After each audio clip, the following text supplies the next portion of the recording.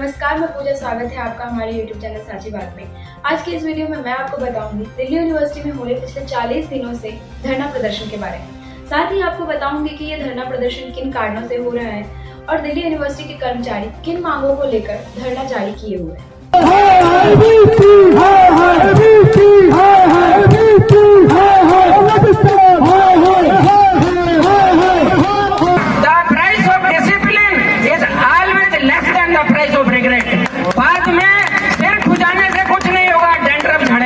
अभी असरफियां झड़ सकती है साथियों।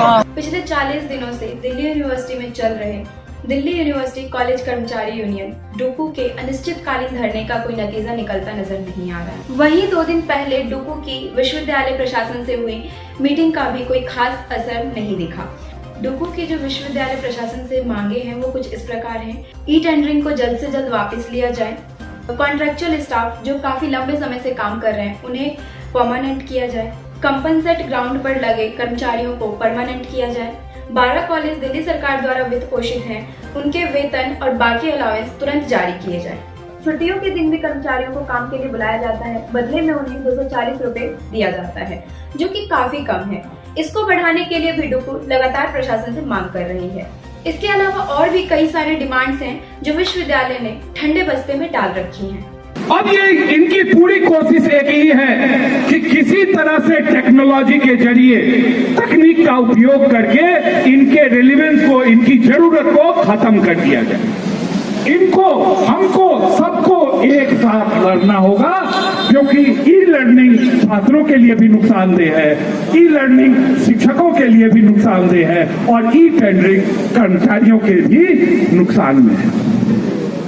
आपको शायद पसंद भी ना आए, लेकिन हम इससे प्रेम जी यहाँ बैठे हैं, हमारे जनरल सेक्रेटरी, हम पूरी तरह आपके साथ हैं और जहाँ तक आप जाएंगे हम आपके साथ रहेंगे। ये प्रशासन ये नहीं जानता,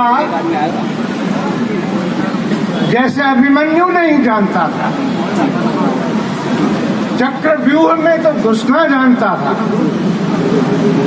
लेकिन चक्रव्यूह से बाहर आना नहीं जानता। ये प्रशासन, ये सरकार, कर्मचारी हर तरह के होते हैं, डॉक्टर होते हैं, इंजीनियर होते हैं, टीचर होते हैं, मेडिकल स्टाफ होता है, मजदूर होता है, हर तरह का कर्मचारी होता है। उसके चक्रव्यूह में दिल्ली यूनिवर्सिटी के वाइस चांसलर अंदर घुस चुके हैं और वो जानते नहीं कि इसमें से कैसे बाहर आया जाए।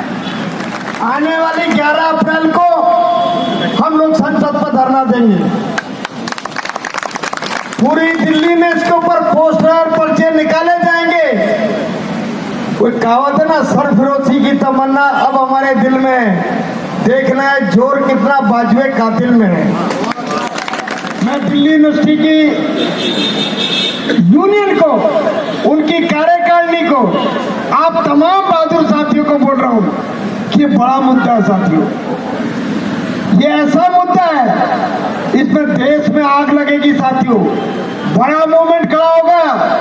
मुझे याद है पिछले महीने उड़ीसा के भुवनेश्वर में 22,000 कॉन्ट्रैक्ट एम्प्लॉइज ने डेमोन्स्ट्रेशन किया, 22,000। इसी तरह और दूसरे राज्यों में रिपोर्ट आ रही है। लोग दिल्ली की ओर देख रहे हैं साथियों। दिल्ली में अभी हमारे तमाम बहादुर साथी इस मुद्दे को उठाकर चले। बहुत सारा मामला है, किंतु मैं समझता हूं कि अब आर पार की लड़ाई का सवाल आ गया साथियों। आइए इन मांगों के बारे में विस्तार से जानते हैं। दिल्ली यूनिवर्सिटी के कर्मचारी यह धरना ई टेंडरिंग यानी कि ठेकेदारी प्रथा के विरोध में कर रहे हैं।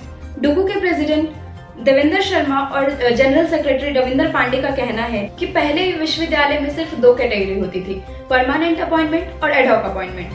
परंतु कुछ वर्ष पूर्व एडहॉक अपॉइंटमेंट को बंद करके कॉन्ट्रैक्चुअल अपॉइंटमेंट शुरू कर दिया गया और इसके वेतन को फिक्स कर दिया गया था, जो कि एडहॉक अपॉइंटमेंट में मिलने वाले वेतन से काफी कम था। एडहॉक अपॉइंटमेंट में मिलने वाला वेतन किसी भी कैडर के शुरुआती बेसिक पे के साथ फिक्स किया जाता था और डीए हर 6 महीने में बढ़ता था। बीच के अंदर ई टेंडरिंग साथियों जो है उस ई टेंडरिंग का हम पुरजोर विरोध करें। डुकू के साथ मिलकर सारी संस्थाएं बैठी है साथियों, जो है सारी संस्थाएं बैठी है साथियों, जो है मेरे सम्मानित साथियों, ई टेंडरिंग वो चीज है, कहीं मेरे मित्र समझ नहीं रहे। ई टेंडरिंग के बाद मेरे सम्मानित साथियों बोर्ड ऑफ गवर्नेंस आएगा, ये यूनिवर्सिटी अडानी अंबानी के हाथ में दे दी जाएगी। कहीं मेरा मित्र उस चीज को समझ नहीं रहे। अरे डुकू ने काफी लंबा संघर्ष करके कॉन्ट्रैक्चुअल स्टाफ को भारत सरकार की नीति समान वर्ग समान पे के तहत प्लस बेसिक डीए का प्रावधान करवाया था, जो कि वर्तमान में honourable vice chancellor Yogesh Singh द्वारा किया गया था।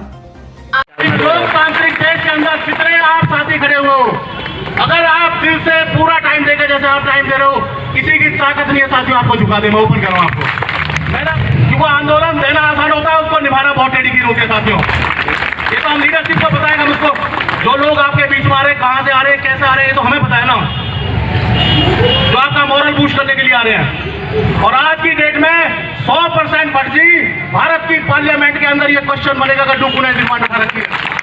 लेकिन इनको सोमवार तक का टाइम है, सोमवार तक का टाइम इनके पास है।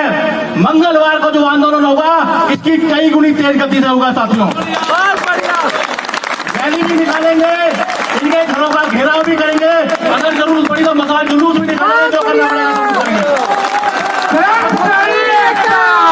आगे बताते हुए डुकू प्रेसिडेंट का कहना है कि अब विश्वविद्यालय के आला अधिकारियों को कॉन्ट्रैक्चुअल स्टाफ का वेतन खटकने लगा है, जिसके बाद उन्होंने कॉन्ट्रैक्चुअल स्टाफ को खत्म करने का निर्णय ही ले लिया है और आगे आने वाले समय में कर्मचारियों को ई टेंडरिंग के द्वारा भरा जाएगा।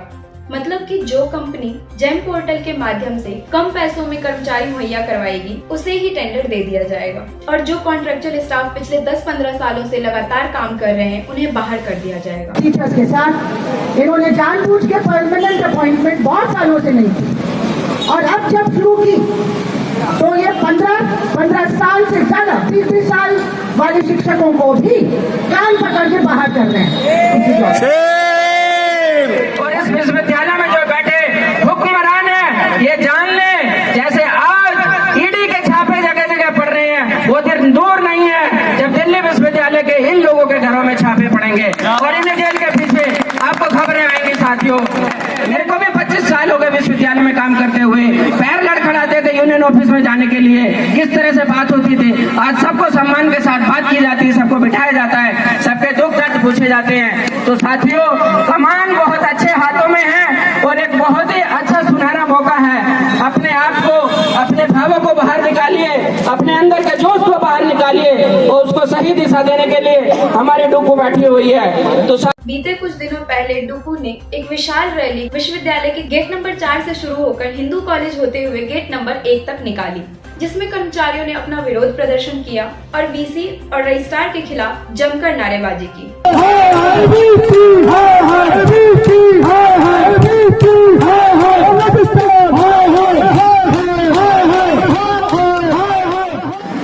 तारीख को वर्किंग कमेटी बैठी थी, 8, 9, 10 और 13 तारीख के हम सब लोग मास्क में धरना हम दे रहे हैं और हमारा जो विरोध है वो विरोध एक ही है, ई टेंडरिंग, ठेकेदारी प्रथा। अगर हम सब 5000 कर्मचारी एक दिन रोड पे आ गए तो वाइस चांसलर और रजिस्ट्रार साहब की हिम्मत नहीं जो हमको बुलाए और बात नहीं करे साथियों। डुकू प्रेसिडेंट देवेंद्र शर्मा का कहना है धरने का सपोर्ट करने के लिए एटक यानी कि all India trade union Congress के जनरल सेक्रेटरी मिस्टर सिद्धू, इप्सेफ यानी कि Indian public service employees federation के जनरल सेक्रेटरी प्रेम जी लगातार वहां पहुंच रहे हैं और धरने का सपोर्ट कर रहे हैं। धरने का सपोर्ट करने के लिए आए संदीप दीक्षित, फॉर्मर एमपी कांग्रेस, जो कि इसी विश्वविद्यालय से पढ़े हैं, उन्होंने भी इस ई टेंडरिंग का विरोध किया और उन्होंने आश्वासन दिलवाया कि डुकू की यह आवाज वे संसद तक लेकर जाएंगे। और ये लड़ाई कोई छोटी लड़ाई नहीं है जब तक हम लोग बड़े स्तर पर इसको नहीं लड़ेंगे, क्योंकि इसके पीछे जो सोच है वो हिंदुस्तान की जो सार्वजनिक प्रणाली, जो हमारी पब्लिक एजुकेशन सिस्टम है, खासकर हायर यूनिवर्सिटी की, उसको तोड़ने का और बर्बाद करने का ये सिस्टम, ये केवल आप लोगों पे आधारित नहीं है, पूरी की पूरी प्रक्रिया को तोड़ने का है। तो मेरा ये आपसे निवेदन है कि मैं आपके प्रतिनिधिमंडल से मिला हूँ, कल परसों में संसद भी शुरू हो रही है, मैं अपने पार्टी के अध्यक्ष से भी बात करूंगा, क्योंकि इस समय और भी पक्ष के लोग भी हैं, बात इसमें पक्ष विपक्ष की नहीं होती है।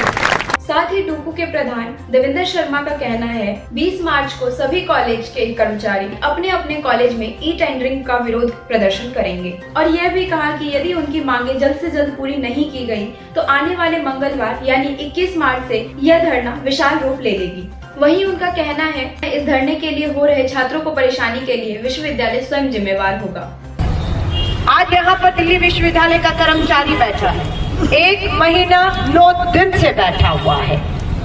क्या संसद में किसी को इस बात की चिंता है कि क्यों बैठे हैं? उनको सुना जाना चाहिए ना, लोकतंत्र है। क्या मांग है इनकी? जायज है, नाजायज है, क्या है? चर्चा तो करिए। तो क्या समझा जाए? ये नहीं समझा जाएगा कि ये लोकतंत्र की हत्या है। आवाजें नहीं सुनी जा रही है, एक तरफा फैसले लिए जा रहे हैं, बिना बातचीत के फैसले लिए जा रहे हैं। प्राइवेटाइजेशन और सरकारी पक्की नौकरियों के बीच की लड़ाई है कि टोटल ठेकेदारी प्रथा कर दीजिए, निजीकरण कर दीजिए और अपने कुछ मित्रों के हाथ में एक एक करके देश की चाबियां देते चले जाइए। लेकिन इस मुद्दे के साथ और जो छात्रों के मुद्दे हैं, इसी से जुड़े हुए शिक्षक से उन सबको लाइए, इस मंच से जोड़िए, अपील जारी कीजिए, आम जनता में अपील जारी कीजिए, प्रेस में अपील जारी कीजिए, उनके साथ मिलिए। अभी ये बड़ी लड़ाई बनेगी और हम सब जीतेंगे। इनकलाब जिंदाबाद। जल्द मिलते हैं एक नए अपडेट्स के साथ, तब तक जुड़े रहें हमारे चैनल साची बात के साथ। धन्यवाद।